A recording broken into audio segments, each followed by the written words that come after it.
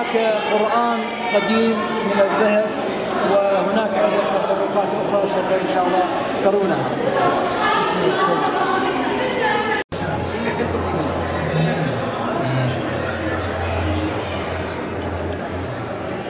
شنو الهندسة اللي سووا بيها هاي؟ تقنية عالية جدا يعني في ذاك الزمان 350 سنة مفكرين سبحان الله، ويخلق ما يشاء.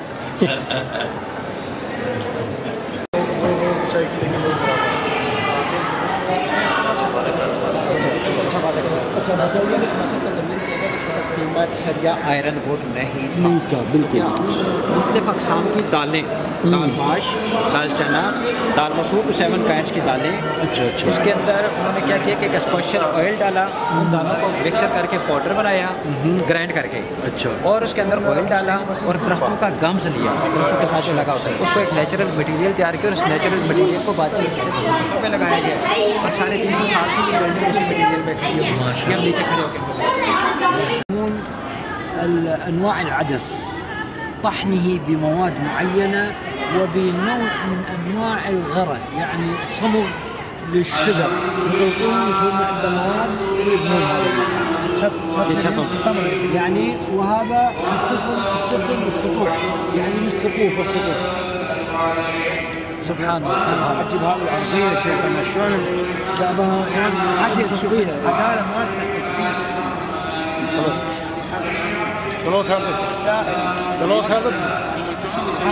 متناهية بنفس الحجم مسويها، इनमें 1 इंच का भी डिफरेंस नहीं। يقول حتى इंच واحد माको फर्क بينهم। अच्छा, ऐसे लग रहा है कि एंड वाला दरवाज़ा आपको छोटा लग रहा है, लेकिन वो छोटा नहीं है, वो भी एक ही लेवल का है। जब आप वहाँ से खड़े होकर इधर देखेंगे तो ये आपको संभाल लगेगा।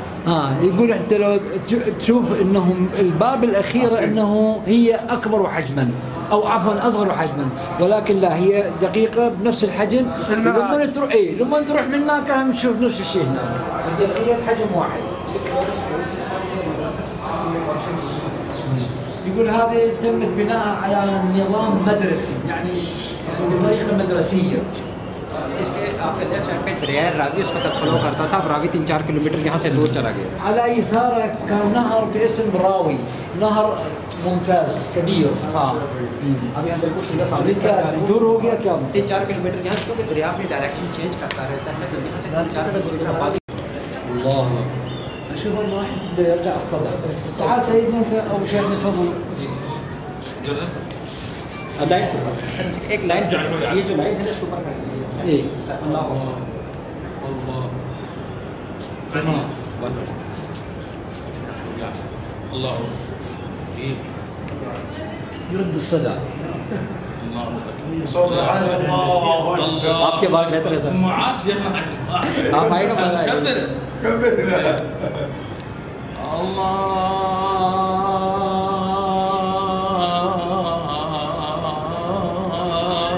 أكبر. شيخ حقيقة جرب يسر